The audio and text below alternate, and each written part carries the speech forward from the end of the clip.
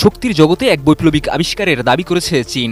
Inner মঙ্গোলিয়ায় বায়ানব খনিজ খনিতে আবিষ্কৃত হয়েছে বিপুল পরিমাণ থোরিয়াম, যা দেশটির সার্বিক বিদ্যুৎ চাহিদা কয়েক হাজার বছর পর্যন্ত মেটাতে সক্ষম বলে দাবি করেছেন দেশটির ভূবিজ্ঞানীরা। থোরিয়াম হলো একটি তেজস্ক্রিয় উপাদান যা পরমাণু শক্তি উৎপাদনের জন্য ব্যবহৃত হতে পারে। তবে ইউরেনিয়ামের তুলনায় এটি তুলনামূলক নিরাপদ, কারণ এটি কম তেজস্ক্রিয় বজ্র তৈরি করে এবং দুর্ঘটনায় ঝুঁকি কম।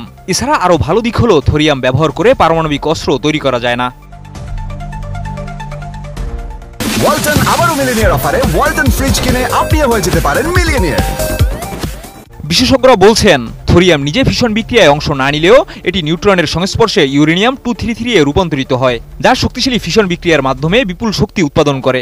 এই প্রক্রিয়ায় তৈরি হয় এক প্রকার চক্র, যার মাধ্যমে একটানা দীর্ঘমেয়াদী শক্তি উৎপাদন সম্ভব।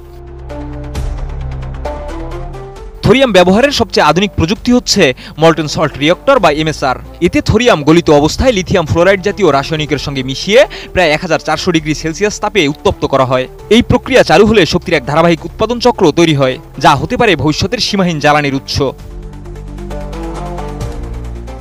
গবেষকদের মতে বায়ানব খনিতে 1 মিলিয়ন টনের বেশি থোরিয়াম মজুত রয়েছে। মাত্র এই একটি খনি থেকেই উৎপাদিত থোরিয়াম দিয়ে যুক্তরাষ্ট্রের মতো একটি দেশ 1000 বছর বিদ্যুৎ চাহিদা মেটাতে পারে। চীনে এমন 233টি সম্ভাব্য থোরিয়াম সমৃদ্ধ অঞ্চল চিহ্নিত করা হয়েছে, যা ইউরেনিয়ামের বর্তমান মজুদের চেয়ে প্রায় 500 গুণ বেশি। এই আবিষ্কার বাস্তবায়িত হলে থোরিয়াম চীনকে শক্তির দিক থেকে নিয়ে যাবে এক বিশেষ পর্যায়ে। একই সঙ্গে এটি জীবাশ্ম জ্বালানির উপর বিশ্বের নির্ভরতা হ্রাস করে পরিবেশবান্ধব শক্তির নতুন দিগন্ত উন্মোচন করবে। যদিও থোরিয়ামের সম্ভাবনা অসীম, কিন্তু এর বাণিজ্যিক ব্যবহার এখনও গবেষণা এবং উন্নয়ন পর্যায়ে রয়েছে। তবে সময় বলবে সত্যি কি এক টুকরো থোরিয়াম হতে পারবে আগামী শতাব্দীর শক্তির বাতিঘর। শিহাব ইসলাম, এটিএন নিউজ।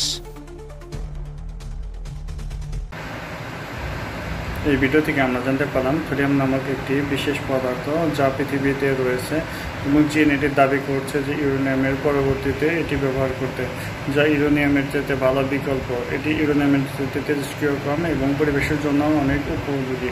এটি দীর্ঘদিন ব্যবহার করা যায় এবং বিদ্যুৎ উৎপাদনের জন্য ভবিষ্যতের একটি উপযোগী পদার্থ। এই পদার্থটি যদি বিজ্ঞানীরা সফল হতে পারে তবে আধুনিক বিশ্বে এর মূল্যায়ন হবে। এই পদার্থটি যদি বিজ্ঞানীরা সফল হয় তাহলে অদূর ভবিষ্যতে সারা বিশ্বে বিদ্যুৎ উৎপাদনের জন্য যে কয়লা এবং ইউরেনিয়াম বা অন্যান্য পদার্থ ব্যবহার করা হয় তার পরিবর্তে থোরিয়াম ব্যবহার হবে, যা আমাদের বিদ্যুৎ উৎপাদনের খরচ কম হবে এবং সারা বিশ্বে একটি বিপ্লব আসবে। ভিডিওটি কেমন লাগছে এবং এই পদার্থ সম্পর্কে আপনাদের মতামত কমেন্টে জানাবেন। সবাইকে পাশে থাকার জন্য ধন্যবাদ।